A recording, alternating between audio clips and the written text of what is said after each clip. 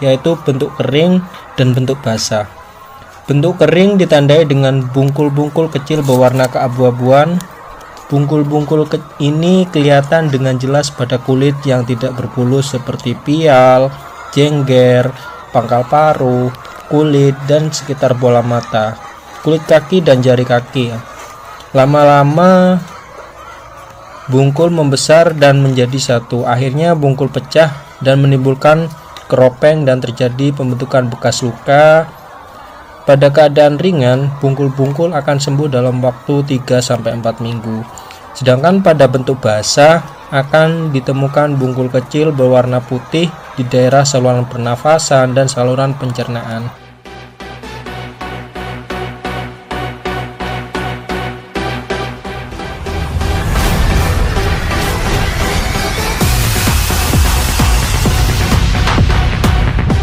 Assalamualaikum warahmatullahi wabarakatuh. Jumpa lagi dengan sahabat Propas.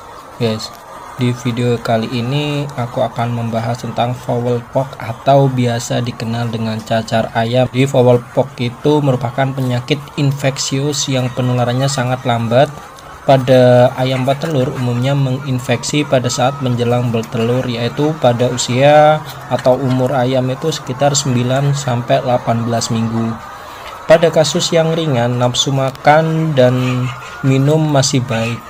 Tapi pada kasus yang berat, ayam akan mengalami depresi, nafsu makan dan minum itu menurun, sangat kesulitan bernafas juga ya.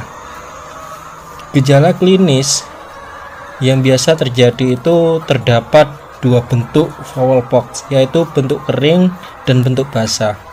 Bentuk kering ditandai dengan bungkul-bungkul kecil berwarna keabu-abuan.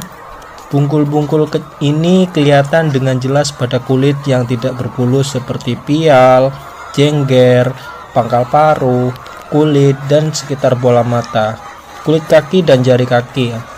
Lama-lama bungkul membesar dan menjadi satu. Akhirnya bungkul pecah dan menimbulkan keropeng dan terjadi pembentukan bekas luka. Pada keadaan ringan, bungkul-bungkul akan sembuh dalam waktu 3-4 minggu. Sedangkan pada bentuk basah akan ditemukan bungkul kecil berwarna putih di daerah saluran pernafasan dan saluran pencernaan. Bungkul-bungkul kecil ini tersebut cepat membesar dan warnanya menjadi kekuning-kuningan. Sedangkan penularan penyakit menular secara horizontal dari ayam sakit ke ayam yang sehat. Virus masuk ke dalam tubuh melalui kulit yang luka, kanibalisme, gigitan nyamuk, atau insekta darah yang lain.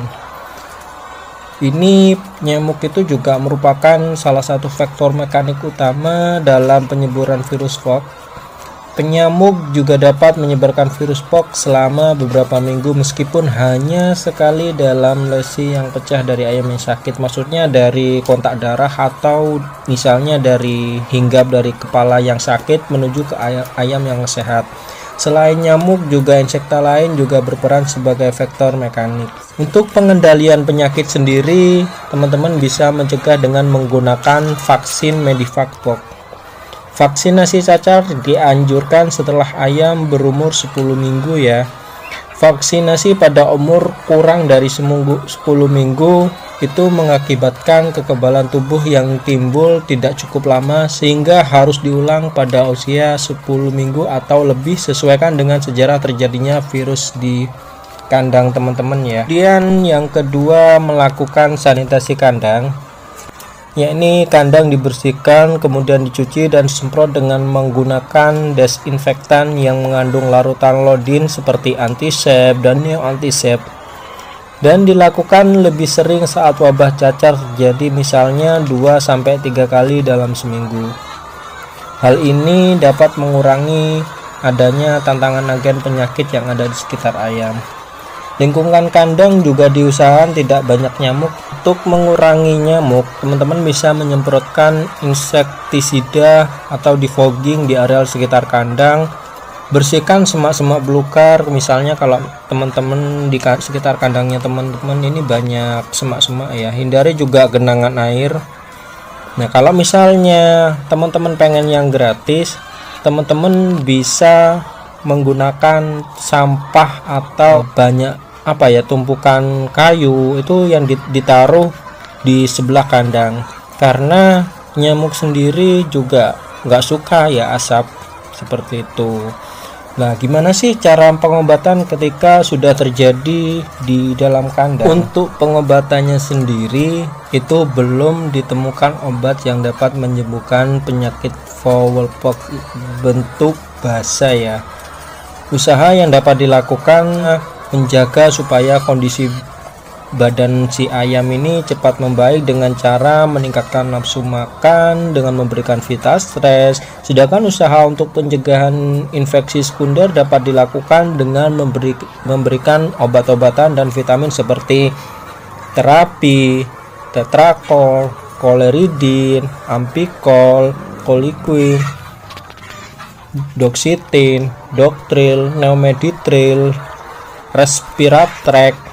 Nah, itu teman-teman bisa memilih salah satu obat-obatan tersebut ya. Nah, biasanya untuk yang kering atau biasanya kayak bopeng atau koreng itu ya, itu teman-teman bisa dioleskan obat cil, ini cil ya, antipik atau neoantisep pada luka setelah bungkul dikelupas seperti itu. Jadi kayak bungkulnya itu teman-teman dikelentekin dulu kayak gitu.